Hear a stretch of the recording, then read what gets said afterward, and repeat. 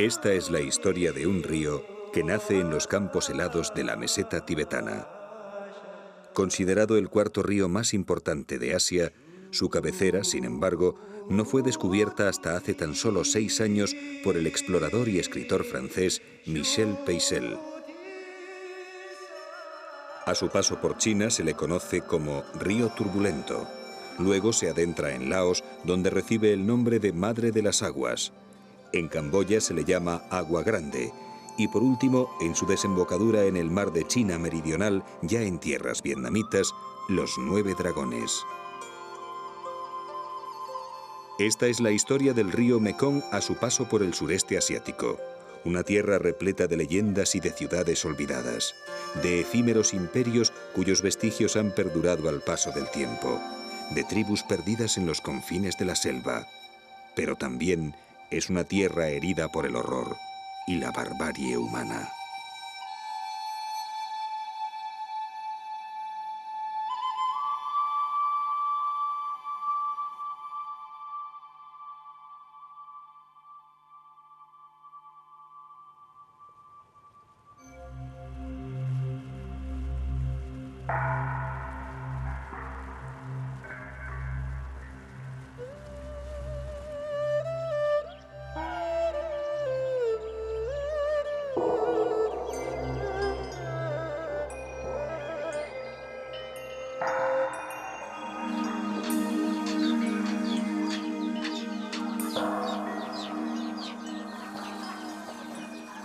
Amanece en las montañas de Annam y como cada mañana, Bun Sen comienza el día con la ceremonia del opio.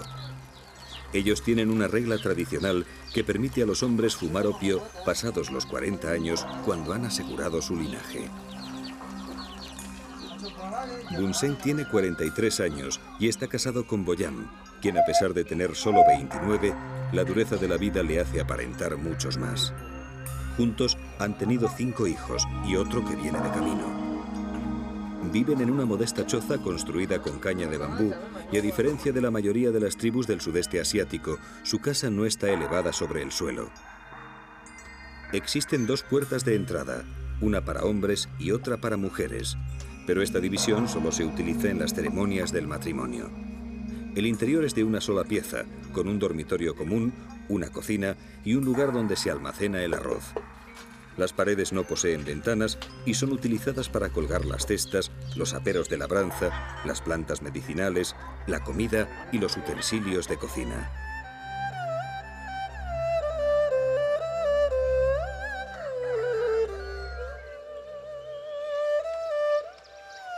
Bun Sen y su familia viven en Salaebe, una pequeña aldea ubicada al norte de Laos, muy cerca de la frontera con China. Ellos pertenecen a la tribu de los Sekor, una de las 33 minorías étnicas originarias de las altas estepas del Tíbet y Mongolia que habitan estas tierras situadas a 1300 metros de altitud. Su miedo a las tierras bajas proviene de un proverbio hmong que dice: si no temes al hambre, permanece en la montaña. Y si no temes a la muerte, vete al llano.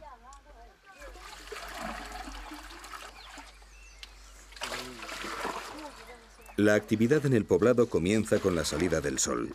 Pero a esta hora, las mujeres casadas ya llevan varias horas trabajando, limpiando la casa y preparando el fuego y la comida. Luego se reúnen en el manantial para recoger agua que transportan en cañas de bambú.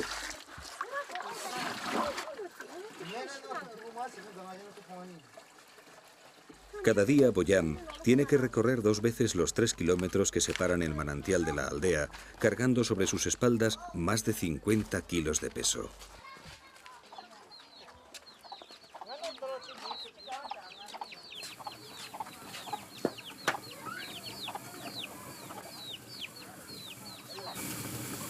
Mientras tanto, Chang Bang y Niai, las hermanas mayores de Boyam, muelen el arroz. Para los Sekor, el arroz no solo representa la base de su economía y alimentación, es el centro de sus vidas y como tal viven la mayor parte del tiempo pendientes de él. Aunque son agricultores, todas las familias poseen búfalos y animales de granja que aportan un respiro a su precaria alimentación, sobre todo al final de la estación seca, que es cuando el arroz más escasea.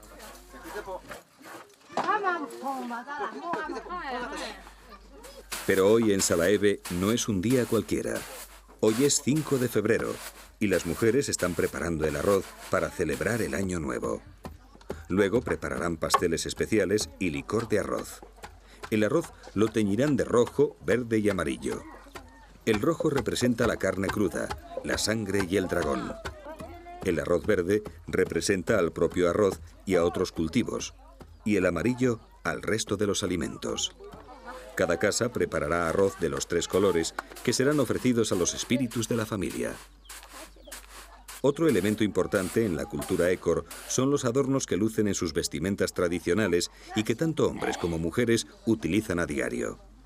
Estas son confeccionadas con algodón teñido de índigo en diferentes tonalidades de azul. Los trajes de las mujeres están decorados con complicados bordados y con monedas de media piastra indochina. También portan pendientes, brazaletes y gargantillas de plata rígida fabricados por los orfebres de la vecina Yunnan.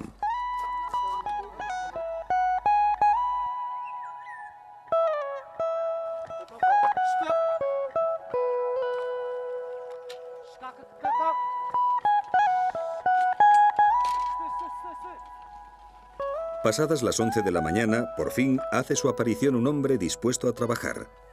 Pronto llegarán las primeras lluvias y los campos deberán estar listos para plantar el arroz. Ellos decidieron comenzar las celebraciones del nuevo año hace varios días y a las mujeres se les está agotando la paciencia. Ellas no solo limpian la casa, muelen el arroz, hacen la comida y van a por agua y leña, sino que también son las encargadas de educar y transmitir a los hijos las tradiciones de su cultura. Los écor son muy respetuosos con el medio ambiente y solo hacen talas para crear nuevos campos de arroz cuando una pareja contrae matrimonio. A diario solo cortan la leña justa y necesaria para cocinar y calentarse, y aunque otras tribus vecinas han encontrado una buena fuente de ingresos vendiéndola a los madereros tailandeses y vietnamitas, los écor respetan tanto su selva que las mujeres, cuando terminan de cortar leña, se ponen una hoja en la boca y le cantan una canción al bosque en agradecimiento a su generosidad.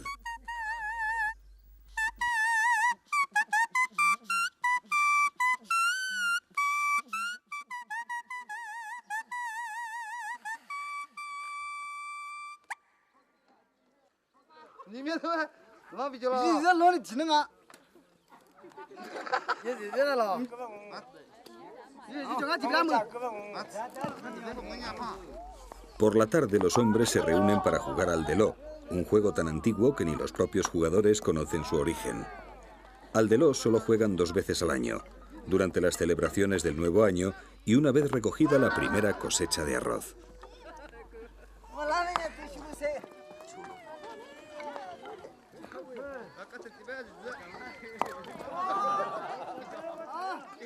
Uno de los jugadores arroja al suelo una peonza de madera llamada macán, y el contrincante debe golpearla con otra similar. La primera que deje de dar vueltas es la que pierde.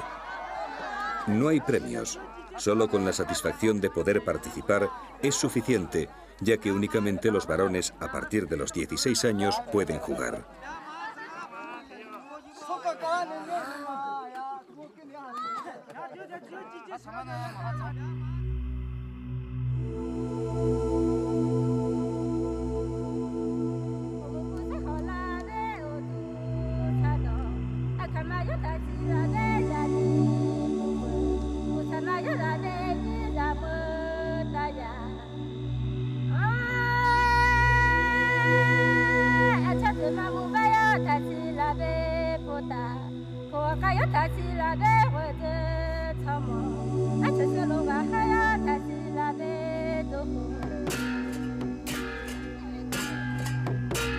Al caer la noche, hombres, mujeres y niños cantan y bailan las danzas tradicionales.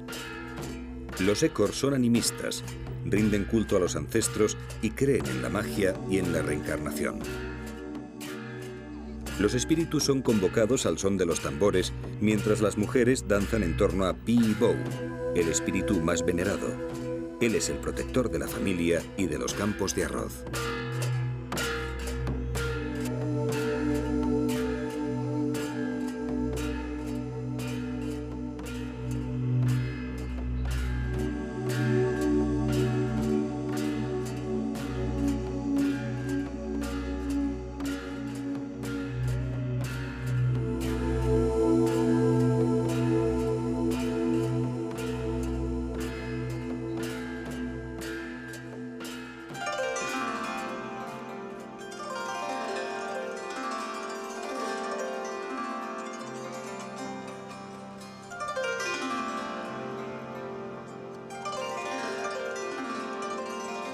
El Mekong es el río de Buda, y de ello dan fe los miles de templos, pagodas y estatuas que salpican sus orillas. El 60% de los laosianos practican el budismo Theravada, introducido aparentemente en el país a finales del siglo XIII. Poco a poco se fue extendiendo entre las gentes de las tierras bajas, quienes en un principio eran reacios a aceptar este culto junto al suyo propio, Pi, el espíritu de la tierra.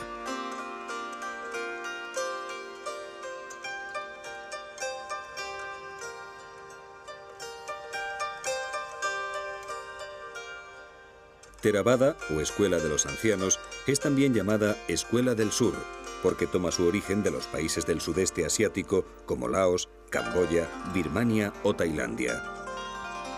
Según sus seguidores, las escuelas Theravada son menos corruptas que las escuelas mahayanas o escuelas del norte, en referencia a China, Mongolia, Nepal, Tíbet, Corea y Japón, quienes construyeron las primeras enseñanzas expandiendo la doctrina tanto como se necesitaba.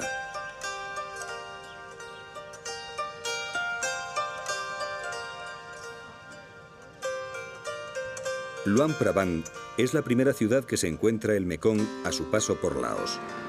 Situada a 700 metros de altitud, Luang Prabang comienza a despertar tras varias décadas de guerras y revoluciones, haciendo algunas concesiones al mundo moderno.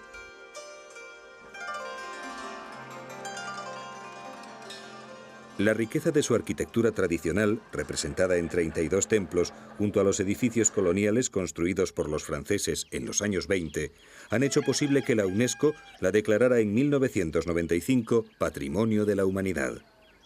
Para preservar el estilo de la ciudad, la UNESCO trabaja con 2 arquitectos franceses y 5 laosianos, quienes se encargan de clasificar y restaurar los edificios ya existentes y evitar que las nuevas construcciones difieran de la arquitectura local. Así esta ciudad quedará como refugio de los últimos soñadores.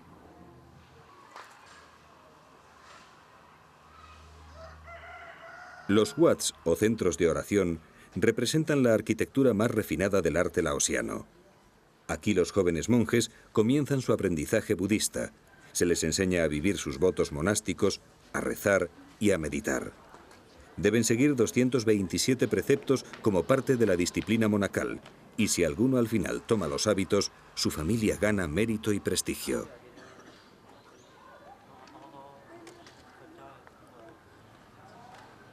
Socialmente está muy bien visto que los jóvenes budistas sean monjes durante un corto periodo de su vida, normalmente 3 meses, durante el cual tienen que adherirse a 10 votos que incluyen las tradicionales prohibiciones de robo, pereza, asesinato, intoxicación e implicaciones sexuales. También se les prohíbe comer después de la medianoche, bailar, engalanarse o perfumarse, dormir en camas altas o aceptar dinero para uso personal.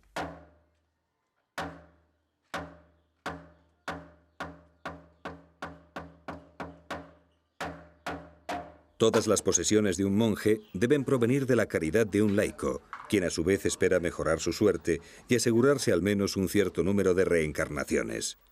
El hacer méritos tiene tanta importancia en Laos como la actividad religiosa.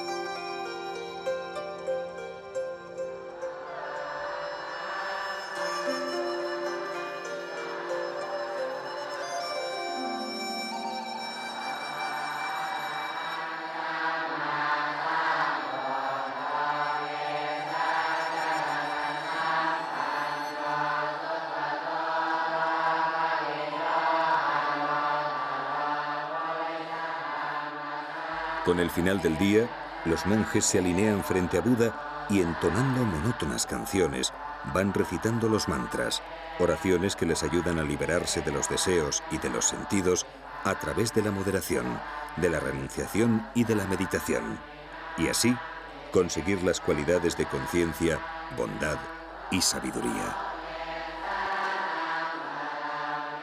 El budismo, más que una religión, es una filosofía o un camino con un único objetivo: alcanzar el nirvana, la extinción de todas las causas que provocan el sufrimiento, la insatisfacción y las enfermedades.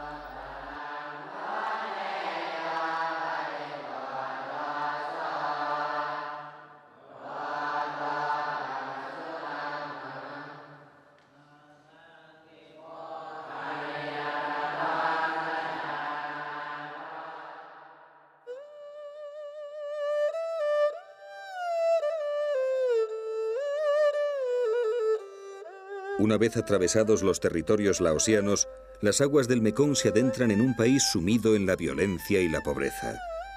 Escenario de convulsiones políticas, testigo de atrocidades bélicas y mortaja de atroces genocidios, poco queda en Camboya de aquel poderoso imperio que durante 5 siglos fue invencible, dominando una buena parte del sudeste asiático.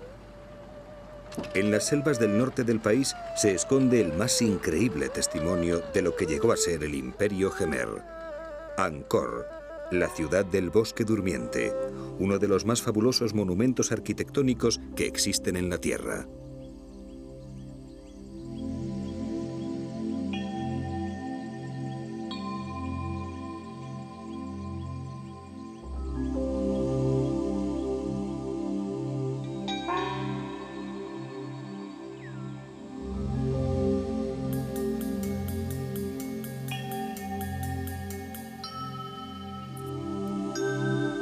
Sin embargo, el origen de Angkor permanece sumergido en el misterio. Los textos del Imperio Jemer, que se escribieron sobre hojas de palmera y pieles, no han podido sobrevivir a las duras condiciones de la jungla. Las únicas referencias que se tienen proceden de los relatos de viajeros chinos e indios y de algunas inscripciones que aún perduran en las piedras.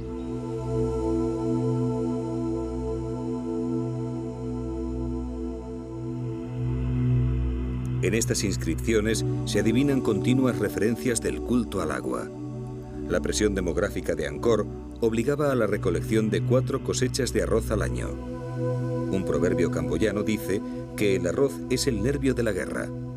Para ello, ingenieros del imperio diseñaron un complejo e inmenso sistema de canales, diques y embalses que compensaron las diferencias climáticas y multiplicaron las cosechas, creando un potencial económico que durante 5 siglos fue capaz de mantener y hacer progresar a una población de 1 millón de habitantes. El milagro fue que aquella organización racional del espacio en torno a los monumentos armonizó perfectamente con las creencias, el simbolismo religioso y el poder político. Fundada a principios del siglo IX por el rey Jayavarman II, Angkor fue la capital de Camboya hasta el siglo XV. En 1431 es saqueada por los invasores Thai y la ciudad queda sumida durante más de 400 años en las tinieblas del tiempo, de la oscuridad y del olvido.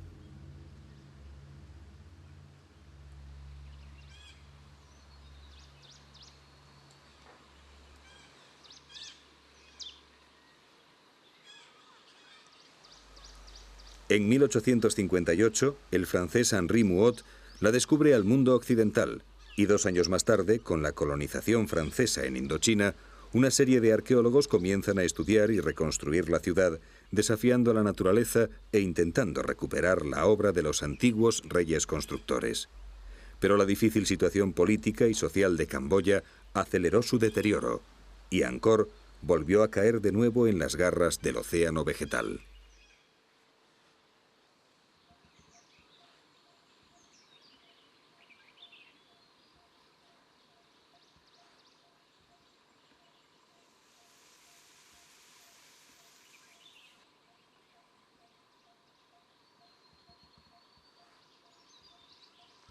Las entradas al recinto están vigiladas por los genios del cielo, 27 gigantes de piedra que flanquean ambos lados de la calzada que conduce a Angkor Wat, la cumbre del arte Jemer.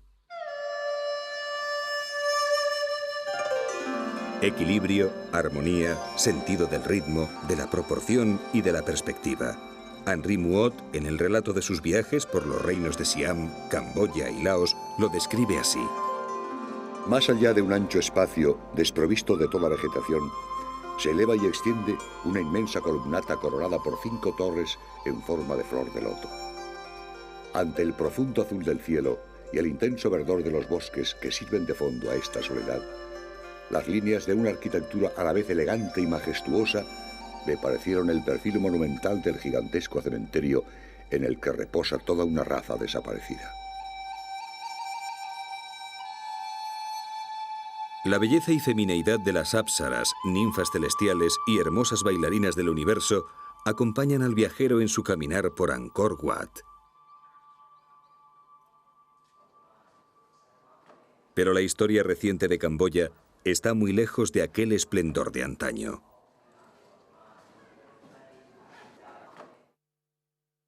En 1975, Salot Sar, más conocido como Pol Pot, sumergió a sus ciudadanos hasta lo más profundo del infierno. Mientras la vecina Vietnam se encontraba inmersa en una encarnizada lucha contra el invasor americano, Pol Pot funda el clandestino Partido de los Trabajadores de Kampuchea, un movimiento ideado a principios de los años 50 en las aulas de la Universidad de la Sorbona de París, donde Pol Pot estudiaba gracias a una beca. En 1965, en una visita a China en los inicios de la Revolución Cultural, Pol Pot descubre definitivamente la línea radical. Una revuelta campesina sirve para declarar el inicio de la lucha armada. Pero Pol Pot y su ejército de jemeres rojos no desarrollarían su visión de una sociedad revolucionaria hasta que lograsen conquistar el poder absoluto. La escalada de la guerra norteamericana en Vietnam en 1969 provocó que los acontecimientos se precipitaran. El golpe de estado del general Lon Nol y la proclamación de la República Jemer desencadenaron la guerra civil. 5 años más tarde, en abril de 1975, los jemeres rojos logran conquistar la capital, Phnom Penh.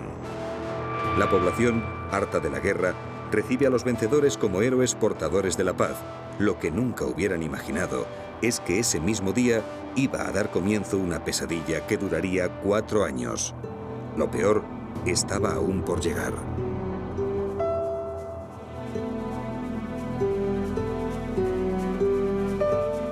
Inmediatamente comienza la evacuación masiva de la capital y la población es internada en comunas obligada a trabajos forzados, iniciándose un régimen de terror absoluto con la anulación de los derechos elementales.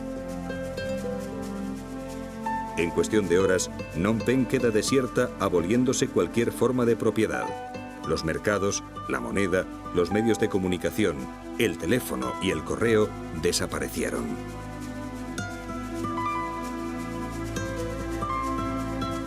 Pol Pot, el hermano número 1, por fin podía poner en práctica lo que tanto tiempo había estado soñando. Los intelectuales tienen que aprender de los jóvenes campesinos analfabetos. Todo aquel que había recibido educación secundaria estaba destinado a la ejecución. Llevar gafas o no tener callos en las manos se convirtieron en un elemento mortal. El 90% de los médicos fueron asesinados. Los bebés se mataban estrellándolos contra los árboles y miles de camboyanos fueron aniquilados mediante golpes de azada para ahorrar munición. Las tierras de Camboya pronto se inundaron de cadáveres en un holocausto comparable al de Hitler o Stalin y que costó la vida a 2 millones de personas, es decir, a 1/3 de la población. Toul Kork, un suburbio de Phnom Penh, fue el lugar elegido para enterrar a más de 20.000 asesinados.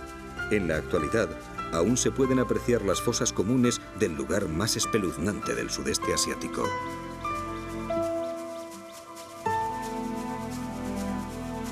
En el centro de Toul Kork, un monumento al horror recuerda lo que puede ser capaz de llegar a hacer el ser humano.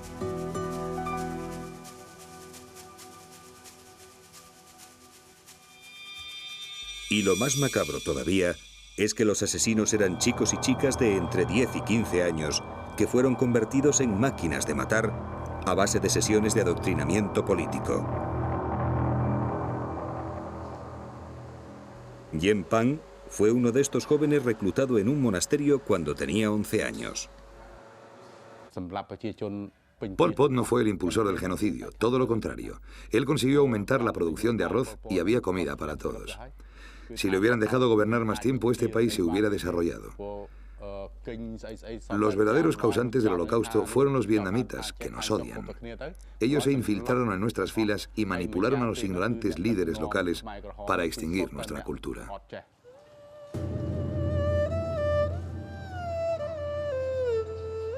El colegio católico de Tuoles Barí fue convertido por el régimen democrático de Kampuchea en el principal centro de detención e interrogatorios de la policía política.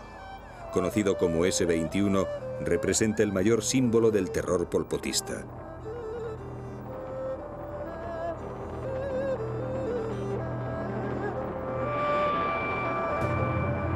Sus archivos ofrecen detalladas y espeluznantes informaciones sobre los prisioneros que pasaron por sus dependencias. Los interrogatorios eran efectuados por jóvenes fanáticos deseosos de apuntarse un éxito. Si la víctima confesaba algún delito, se le condenaba a muerte. Y si no, moría a manos de los torturadores de un garrotazo en la cabeza.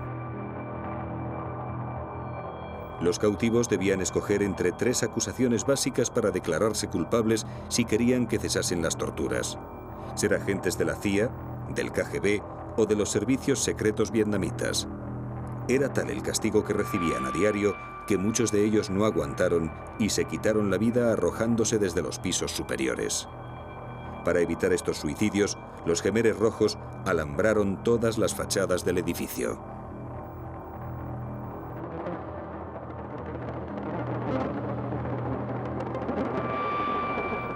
A la hora de aplicar las torturas, los verdugos no distinguían entre una frágil anciana, una inocente niña o un periodista extranjero que no pudo abandonar el país a tiempo. En 4 años, más de 17.000 personas fueron ejecutadas en el campo de concentración S-21.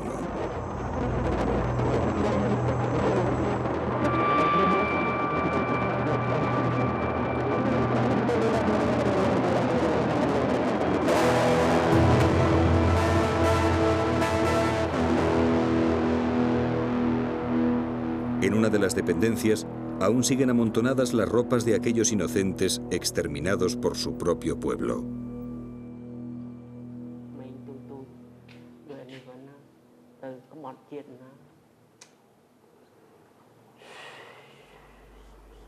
Solo 2 personas lograron salir con vida de la cárcel gracias a sus habilidades artísticas. El escultor Im Cham se salvó porque debía terminar un busto de Pol Pot.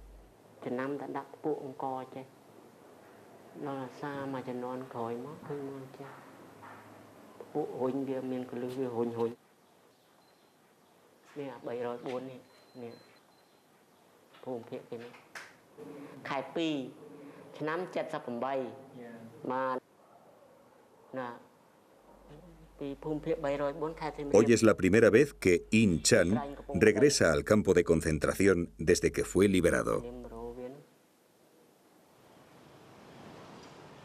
Bang Nhat, el otro superviviente, fue el retratista oficial de Pol Pot y el autor de las pinturas sobre las atrocidades que hemos visto anteriormente. Son los testimonios de un pasado que Bang Nhat ha querido inmortalizar en sus lienzos para que la humanidad no olvide lo que ocurrió en Camboya. Debíamos levantarnos a las 4 de la madrugada y hacíamos media hora de gimnasia con los grilletes de hierro en los tobillos. Aunque estábamos semidesnudos, todas las mañanas éramos registrados. Después nos obligaban a permanecer tumbados en el suelo el resto del día. Estaba prohibido sentarse y tampoco podíamos hablar. A menudo nos azotaban la espalda con una caña de bambú y solo comíamos una vez al día un poco de arroz. El 15 de abril de 1998, Pol Pot fallece a los 70 años de edad en una pequeña choza dentro de la selva tailandesa, donde se había refugiado con los últimos Jemeres Rojos. Su fallecimiento se produjo en un momento muy oportuno, cuando Bill Clinton había iniciado los trámites para que fuera capturado y juzgado.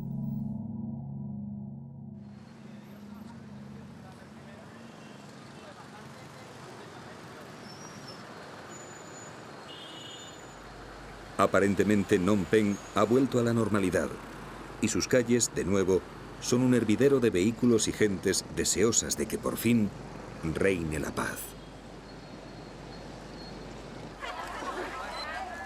Pero no hay que olvidar que detrás de cada rostro y detrás de cada mirada se esconde una tragedia, porque cada uno de estos hombres y mujeres ha perdido al menos a un ser querido. Los supervivientes han superado físicamente el horror de aquellos años, pero han quedado profundamente marcados psicológicamente. Paralización por el miedo, violencia familiar, delincuencia juvenil, alcoholismo y drogas son algunas de las terribles herencias del antiguo régimen.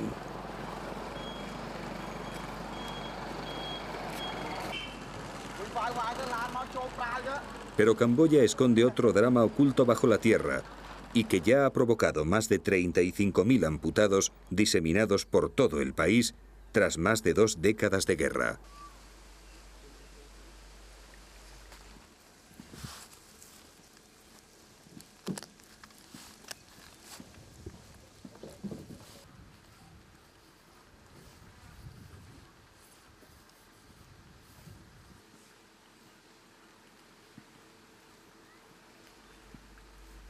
Entre 7 y 9 millones de minas antipersonas siguen agazapadas esperando a su próxima víctima. Y cada día, 10 nuevos mutilados se suman a la lista negra.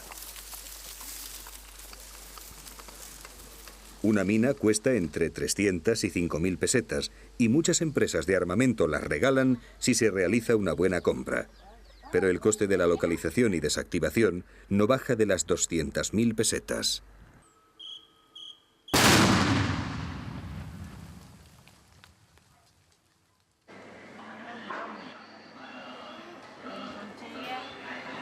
La mayor parte de las víctimas son inocentes civiles, mujeres que iban al río a por agua, hombres que cultivaban los campos de arroz o niños que simplemente jugaban. En 1980, unos antiguos soldados norteamericanos supervivientes de la guerra del Vietnam fundan este centro situado a las afueras de Phnom Penh.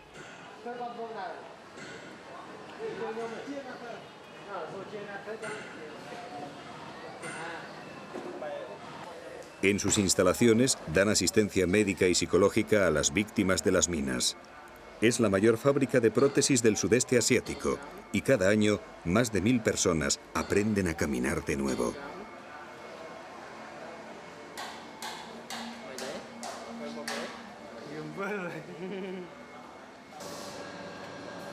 En sus talleres se han fabricado más de 20.000 prótesis y la mayor parte de los trabajadores también son amputados. Aquí han encontrado un lugar donde se les anima a no perder la esperanza y a afrontar el futuro con optimismo.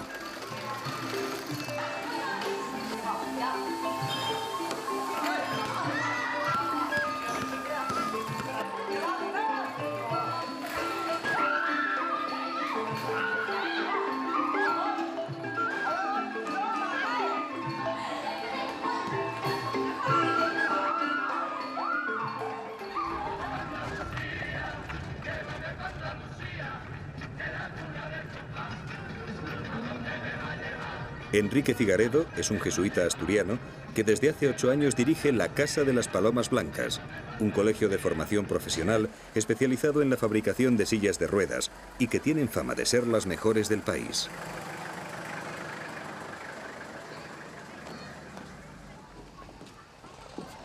Cada semana, él y la hermana Kampat recorren las aldeas de Camboya repartiendo sillas a los más necesitados. Hace tiempo que ningún blanco se acerca por estas tierras y nada más bajar del coche, Quique, como así le gusta que le llamen, se ve rodeado de la curiosidad de los niños.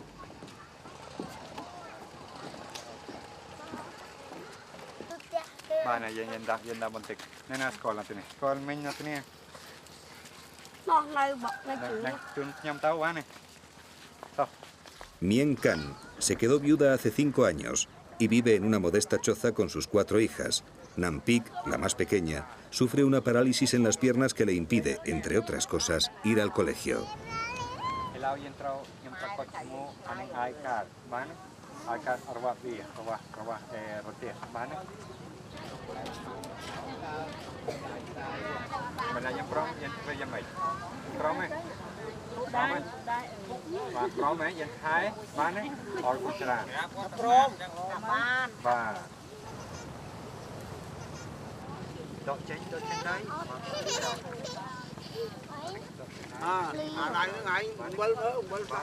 En el patio de la casa, Quique ayuda a Nampik a recorrer los primeros metros con su nueva compañera. Cada año, alguien de la misión vendrá a visitarla para comprobar el estado de la silla.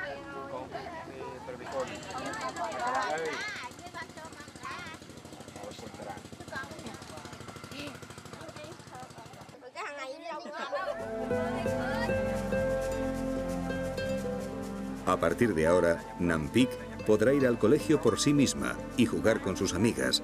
Al menos podrá llevar una vida un poco más normal.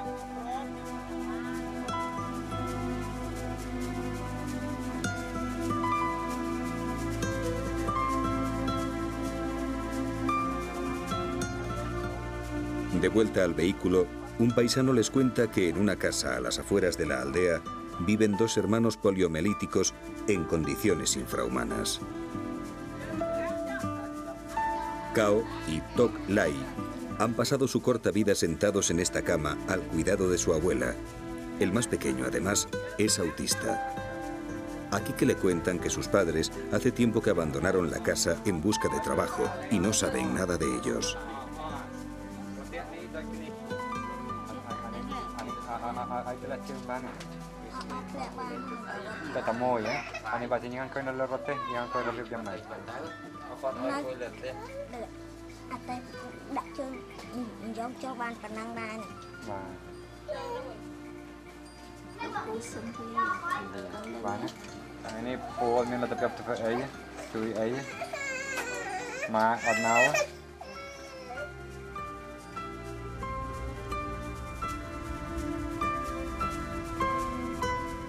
Quique está preocupado. Hasta que no localice a sus padres, no se podrá llevar a los niños a la misión. Nunca podrá olvidar la triste mirada de Tok Lai.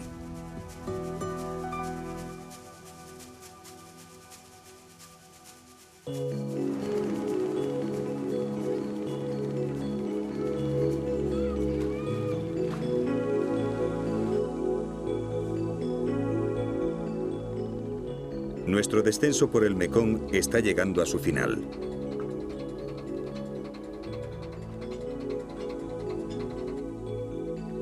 Antes de morir en el mar de China, ya en tierras vietnamitas, el río forma un extenso y complejo delta conocido como los 9 Dragones. Una red de 5.000 kilómetros de canales naturales y artificiales transportan sus aguas a los campos de arroz.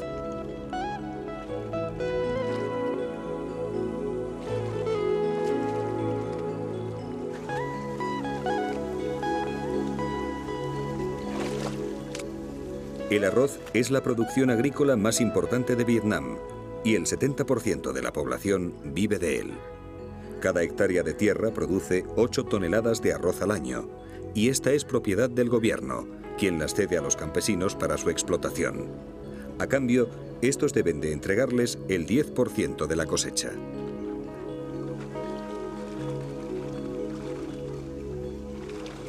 El éxito de las cosechas depende de los monzones del verano. Si estos no aparecen, el caudal del río baja tanto que el agua del mar llega hasta los campos de arroz, destrozando los cultivos y provocando las hambrunas.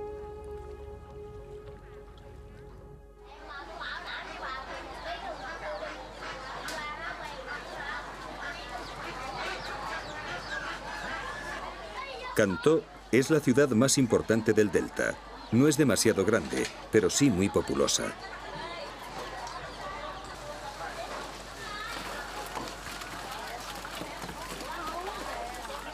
Son las 5 de la madrugada y en uno de los rincones del mercado, la familia Lee regenta un próspero negocio de pescado.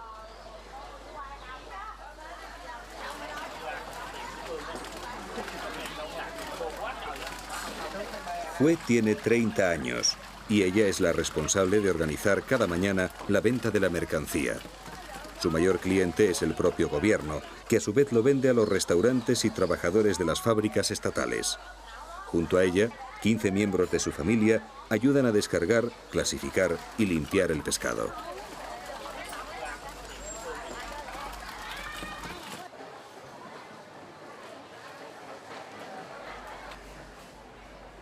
El mercado de Cantó es un ejemplo de la riqueza gastronómica vietnamita.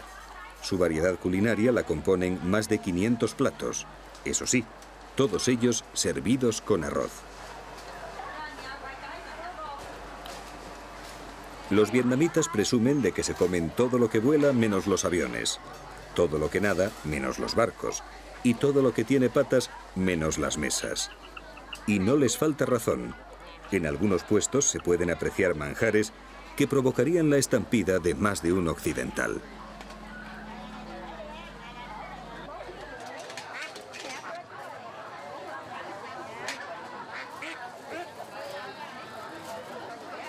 Cualquier mercado vietnamita, además, es un buen lugar para observar cómo buscarse la vida.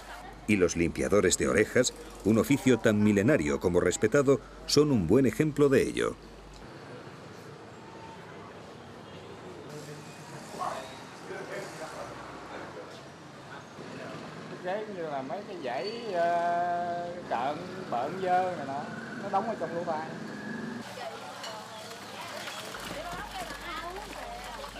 A las 8 de la mañana, los Ly siguen en plena actividad.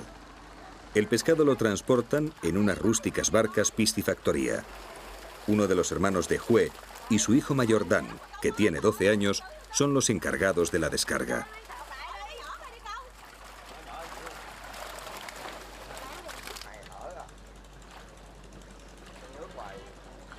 Al mercado también se acercan todo tipo de embarcaciones para comprar y distribuir cualquier cosa en los numerosos mercados flotantes que salpican el delta.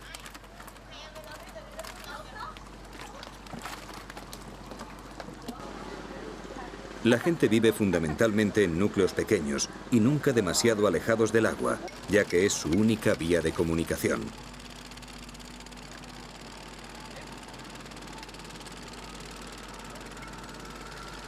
En el delta existen algunas carreteras construidas en la época de la colonización francesa y por los americanos durante la guerra. La mayoría del transporte rodado depende de los transbordadores, pero no resulta fácil viajar por ellas. Por falta de espacio, los agricultores ponen a secar el arroz encima del asfalto, dificultando enormemente el tráfico. Así que el Mekong se ha convertido en la única alternativa para el tráfico de mercancías.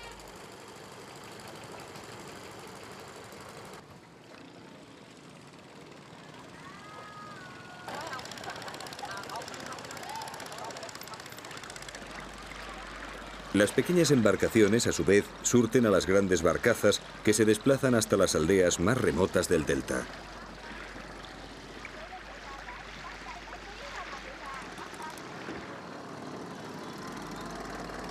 Son las 9 de la mañana y en el mercado flotante de Pong Dien, situado a un puñado de kilómetros al sur de Cantó, ya es prácticamente imposible moverse.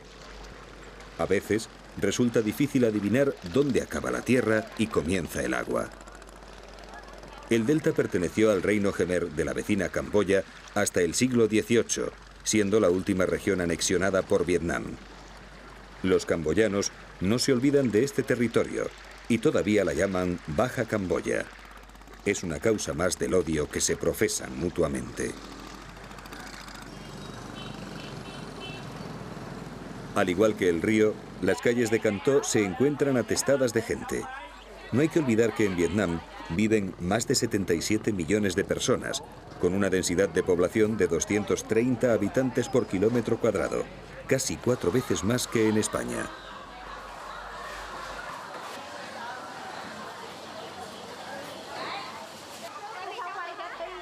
Hacia las 10 de la mañana, la familia Ly se prepara para regresar a casa. Hoy han vendido pescado por valor de 75.000 pesetas, toda una fortuna si tenemos en cuenta que el salario medio de un funcionario no llega a las 5.000 pesetas al mes.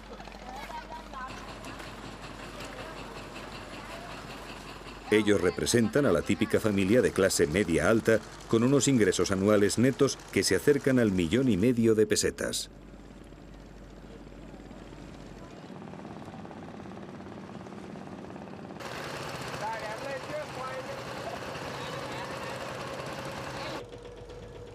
Los Lee viven a 1/4 de hora del mercado, al otro lado del cauce principal del Mekong, en un conjunto de casas flotantes.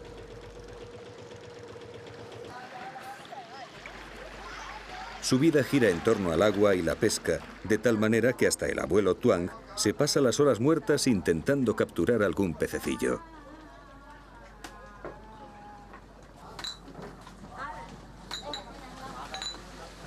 Nada más llegar, las mujeres deben ocuparse de los más pequeños, mientras los hombres preparan el pescado para el día siguiente.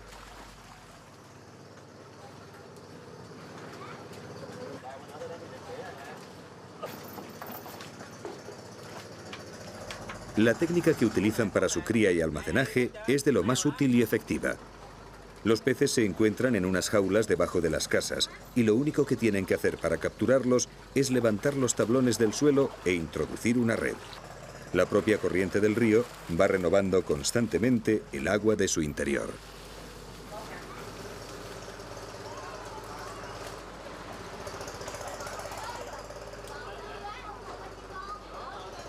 Luego, los peces son depositados en la barcaza piscifactoría, donde son seleccionados por tamaños. Los más pequeños se devuelven de nuevo a las jaulas.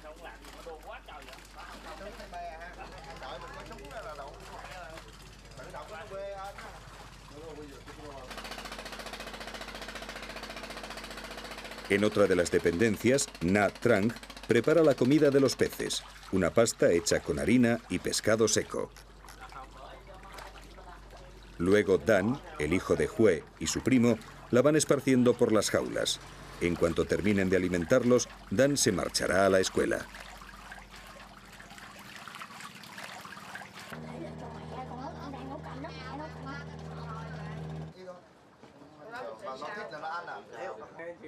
A las 12 del mediodía, la actividad se interrumpe. Es la hora del almuerzo. Normalmente las mujeres y los niños comen primero y en una habitación diferente.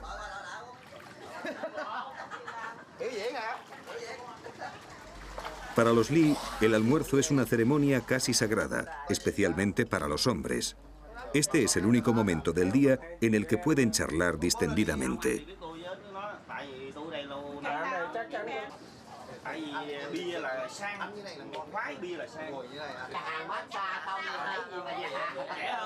Rodeando a una amplia y exquisita variedad de platos de arroz, verduras y pescados, los comensales hablan, ríen y discuten, ambientados por el licor de arroz, de su tema preferido, el negocio familiar.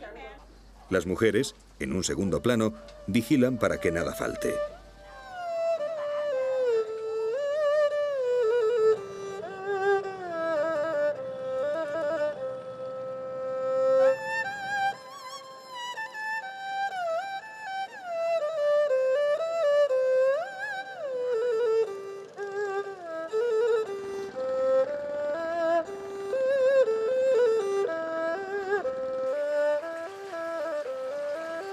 Dan y sus amigos consumen las últimas horas del día viendo la televisión. Mañana él se tendrá que levantar de nuevo a las 4 de la madrugada para ayudar a su madre en el mercado. Luego volverá a dar de comer a los peces y saldrá corriendo para el colegio. Pero a Dan no le importa. Él bien sabe que en unos años este próspero negocio será suyo.